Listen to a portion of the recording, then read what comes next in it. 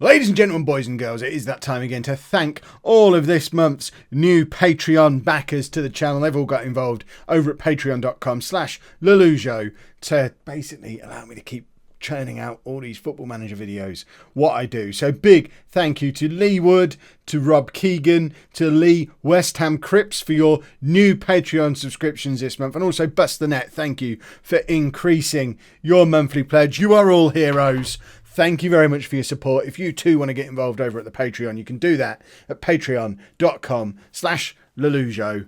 Thank you.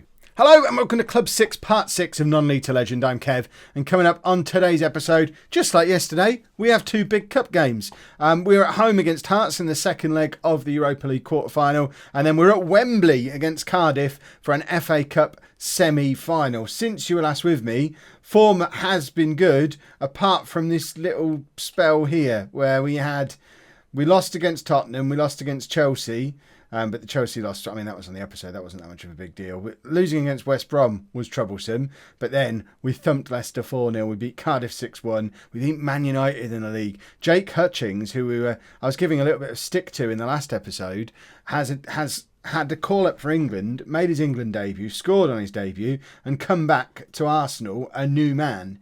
If we have a look at his recent form, I mean, goodness me, 4 goals in his last 3 games with a super average rating in big games as well. So Jake Hutchings has come of age, and it's not a moment too soon, because if we head on over to the medical centre, where I do seem to be hanging out rather a lot at the moment, in addition to Pingu being still out for another 2 to 5 weeks, so missing most of the rest of the season, if not the whole of the rest of the season. It's the 21st of April.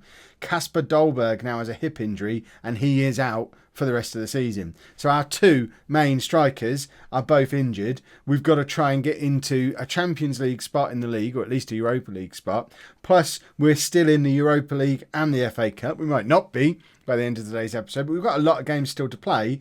Hutchings is the only striker we've got at the club at the moment, so he absolutely needs to be playing as well as he's playing at the moment. This is the team that we're putting out there for the second leg against Hearts. We are 3-1 up from the first leg, and 3-1 does not do us justice on the game that we had.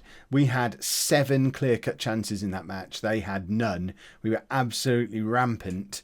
And if we're like that again in the home leg, we are going to win 8-0. It's going to be ridiculous. So we've got Butland in goal. A back four of Tabarez, Sarr, Alex and Suma, with Leshy and David in midfield. Salcedo, Merson and Reece Nelson are in behind Jake Hutchings. That's right, despite the injuries to Pingu and Dolberg, we have got a proper Arsenal legend returning to the team, 27 years old now, Reece Nelson, who, I mean, he came back against Man United. His comeback from injury was put on the back burner a little bit because Gareth Southgate, in the same squad that he called Jake Hutchings into the England squad and made him a superstar, also decided to play Reece Nelson, who still had half his leg hanging off. We weren't even putting him on the bench at that point. He played a full 90 minutes for England and came back destroyed. So that put him back a couple more weeks. But he played against Man United. We used him as the inside forward in that game. I mean, he was completely off the pace, but hopefully this game against Hearts is just the game for him to show what he's made of. We're going to stick him on the other wing this time and try him as a winger. But really, he can play on either side and in any role, really. If we want him to be an inside forward or a winger or a playmaker, he can do any of that stuff. So fingers crossed, I figure out sooner rather than later what role, what position we should be playing him in. This is where the whole player interaction thing on Football Manager could do with a little bit of a tweak. Because for a player like Reece Nelson, who we're at the business end of the season, I don't want to figure out what he is and what he can do and what he's good at. He's been playing for Arsenal for 10 years. It would be quite nice just to be able to say to him, Reece, which side do you want to play on, and what role do you usually do?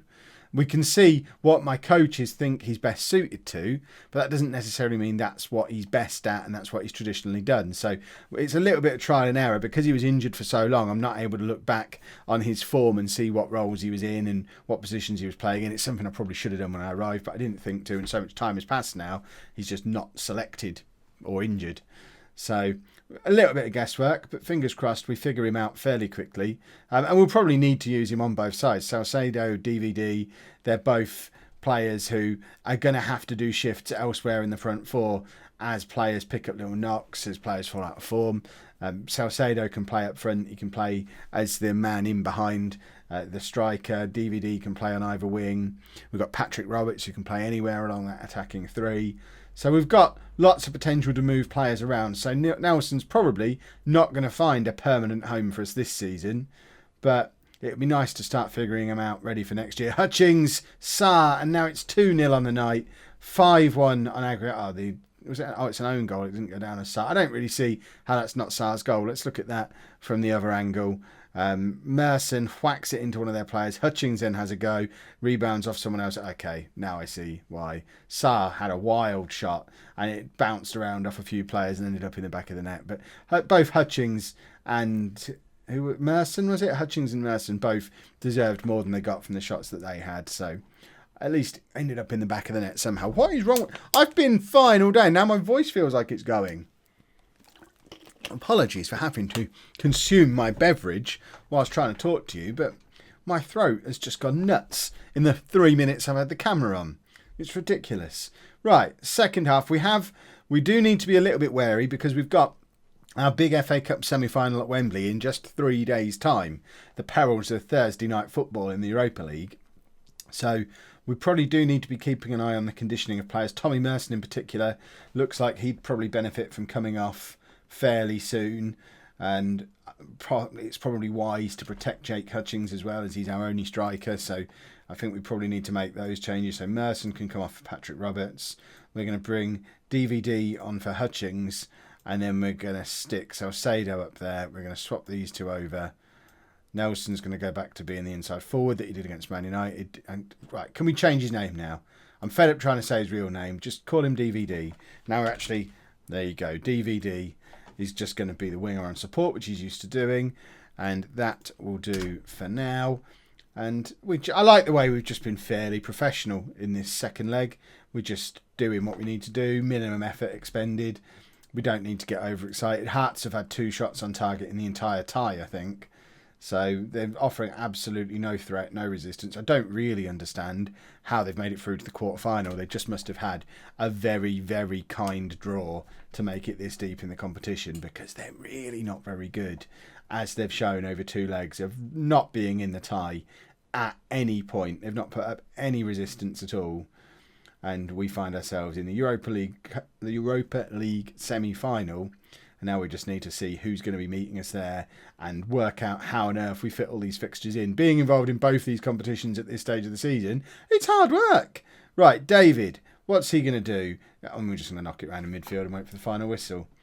Boom. There we are. Semi-finals, here we come. We'll be back in a second for the semi-final draw. Then we have that other semi-final to play. Europa League semi-final then. My cup draw trick from yesterday doesn't seem like it's going to be particularly effective, because I don't really want to play any of these 3 teams. Man United, Man City, Milan. I guess Milan would be the preferable one of the 3.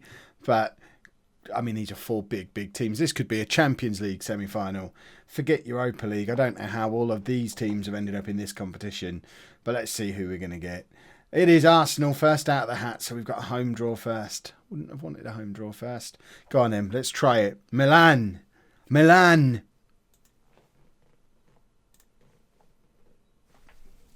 It just works every time. You've got to try this. And then Man United, obviously, against Manchester City. I like this trick that I've mastered. So, let's have a look. We've got, obviously, Cardiff coming up in a second. And then as we're into semi-final territory, I think we'll probably do both legs of Milan on different episodes. So we'll probably do Milan and Watford, and then Milan and Leeds. And then fingers crossed we'll have 2 finals coming up after that. We'll see. Right, let's go play Cardiff. Here we go then, big semi-final at Wembley. As with previous matches like this, we've gone to standard, flexible, taken off all team instructions. We will figure this game out as we go. DVD comes back into the team for this one as well. Reece Nelson, don't really want to play him twice in 3 days with his cruciate ligament still kind of held together by staples and tape and whatnot. I would make us slight favourites against Cardiff. Did we not just absolutely thump Cardiff in the league, if I recall? Like 6-1, was that Cardiff? It might have been Cardiff. That's the sort of thing that you might want to scout pre-match. I'm now certain it was Cardiff. We were 3-0 up inside 8 minutes in the league version of this game. 3-0 by 10 minutes, 5-0 by half time, 6-0 by the 46th minute. And then it just all kind of stopped because we didn't need to keep scoring goals. And they ended up getting a goal back somewhere. But 6-1 in the league like 3 games ago. Right, let's try and retain some possession then. I can handle trying to retain some possession. Yeah, but I just did that. You don't need to come back up again. Why are we not already 4 or 5-0 up like we were in the league? Tell me we've not got Wembley stage fright. Yeah, we'll try some short passing. I can live with some short passing. Retain possession, short passing. They feel like Kev ways of playing. Improve our fortunes in front of goal. Hang on, what does that involve? Shoot on sight. I mean, that's not really what I'm hoping for. Hutchings is injured. Oh, goodness me. That's a disaster if Hutchings is injured. And I think, I don't know, do I take him off? We need to get ahead in this game first. Right, let's go control for the second half. We need to get a goal and then get Jake Hutchings off to save him for the Europa League. So I'd rather win the Europa League than the FA Cup, because obviously the Europa League is a route into the Champions League, which we don't really, realistically, we're not getting in the Champions League through a league finish this year. So if we want to get ourselves back in the Champions League, it has to be through winning the Europa League. So that now becomes our top priority now we're in the semi-final. But this is still the FA Cup semi-final. We'd love an FA Cup win. Arsenal fans love to finish outside the Champions League spots and win the FA Cup. It's what they live for. So I can't really just sacrifice the FA Cup. Right, Hutchings should have scored. Dolberg would have scored. Pingu would have scored. All those compliments I paid you, Jake, and then you go and do a thing like that. Right, DVD with the corner, cuts it back to David, who has a weird, weak shot from miles away. And I really do think we probably need to start thinking about taking Hutchings off. Salcedo can go up front if need be, so I guess I could push Salcedo up front, get Reece Nelson on that left-hand side as an inside forward. That change is happening imminently. In fact, forget this highlight. Let's do that change now. So, what was I saying? Nelson comes on. Nelson comes on. And then we just do that. That seems to make sense. DVD's not having a very good game either, so let's get Patrick Roberts on. He probably wants to be an inside forward as well. I'll fix that in a second. I don't mind having 2 inside forwards. And Roberts has done some sterling work out there on the right wing for us so far this season. Not quite as good as he does from in the middle, but he's a very effective inside forward from out on the wing.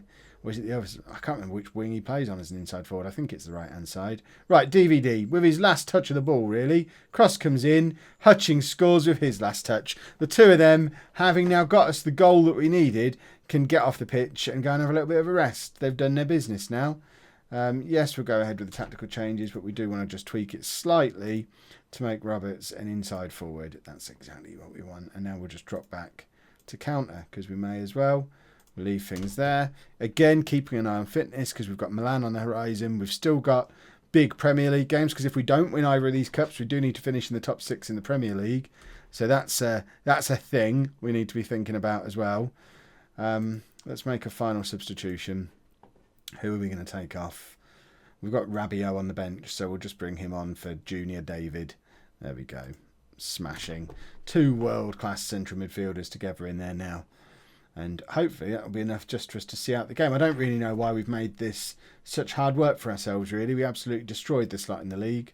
And we really have made a little bit of a meal of this as a bit of a stage fright, big game, afraid to play at Wembley nonsense. But we've got a corner in the last kick of the game, really. It's back to Rabiot, who tries twice to cross it, doesn't succeed either time, but does succeed in leading us towards the final whistle. So we have booked a place in one final. We're going to be back at Wembley. Do we know who we're playing yet?